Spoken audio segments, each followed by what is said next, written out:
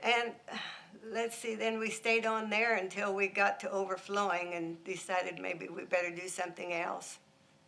And they they had a meeting, and they had talked about a piece of property out by the I-35 that we thought, well, that'd be a good place for a church to be there. And it just didn't work out. And so then Darrell Hills bought this property north of town here, and we were able to purchase some acreage there. And I don't remember how many acres it was.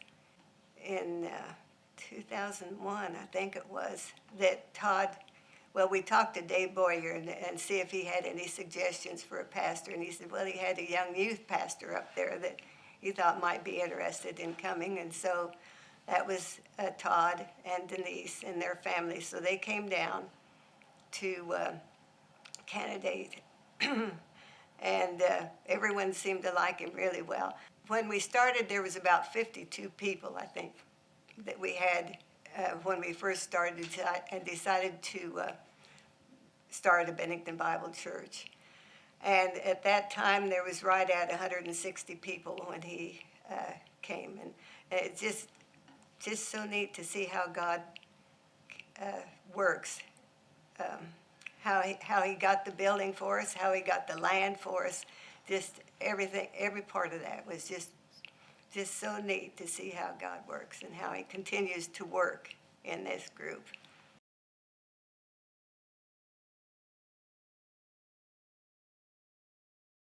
Hello, we're the Coopers. This is my wife Kim, and I am David, and we've been attending Bennington Bible Church for 14 and a half years now. We were living in Hastings, Nebraska, had been there for 4 years since we were first married, and David came home one day and said they're rearranging at work, and since I was the last one hired, I'm the first one to go. So I just sent out an email to our friends to pray for us, didn't know what God had for us, and through that, a friend sent us a list of jobs, and one of them happened to be in Salina, Kansas. David came down and interviewed. He got the job. We moved down here and spent about 6 months trying to find a home church here. Todd Burrow we had sent out letters asking questions about things about church that were important to us, what we believed.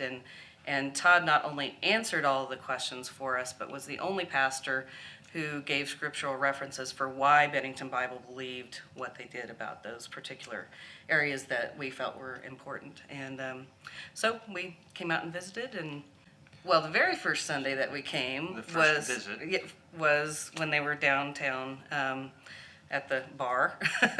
And I remember walking in and thinking, I remember it being very tight, because there were a ton of people crammed in a little space.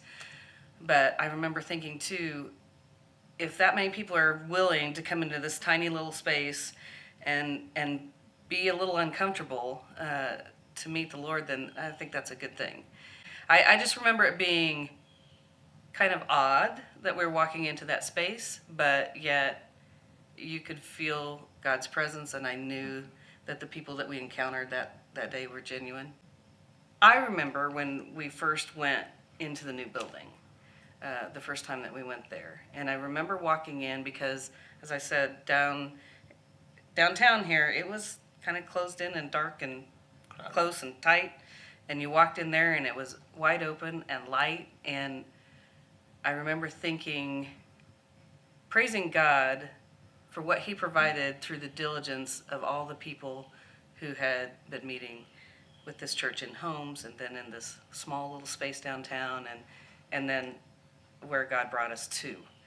It was certainly completely different atmosphere than when we walked into downtown, and you just could feel, there are just times that you walk into a place and you can feel God's presence. You know he's there. It wasn't like we were building a new building to be flashy. It was because God was growing this place, and we needed a bigger place, and he provided that building. But in some ways, nothing changed. We had the same friendly genuine people. We just weren't shoulder to shoulder. Right. There was still the interest that they had Right. in your life or in doing God's will. Yeah. It's just we weren't as crowded. Oh, just all the various testimonies that we have heard through the years. The answer to prayers for sickness. Pastor Doug's testimony about how he came to the church. Just God acting.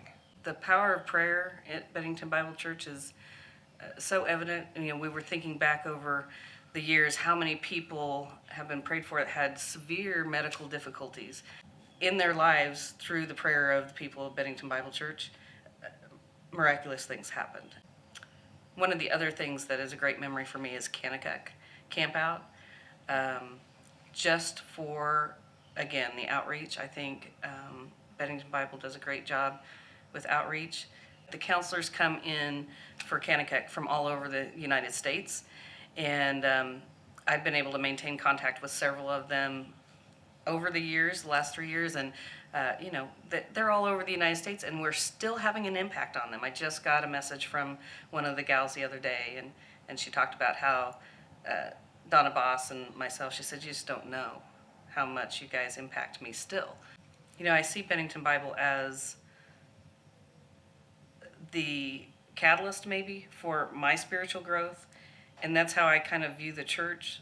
I think sometimes people go in expecting being at church or attending church to fix everything or to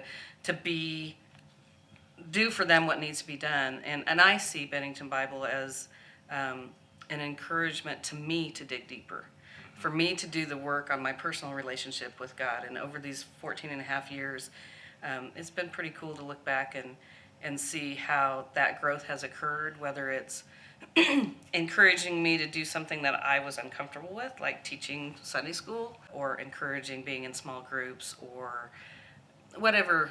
It just is one of those things where sometimes I don't have a lot of initiative, but if I have that little push from my pastor or my church family, then I can dive in wholeheartedly.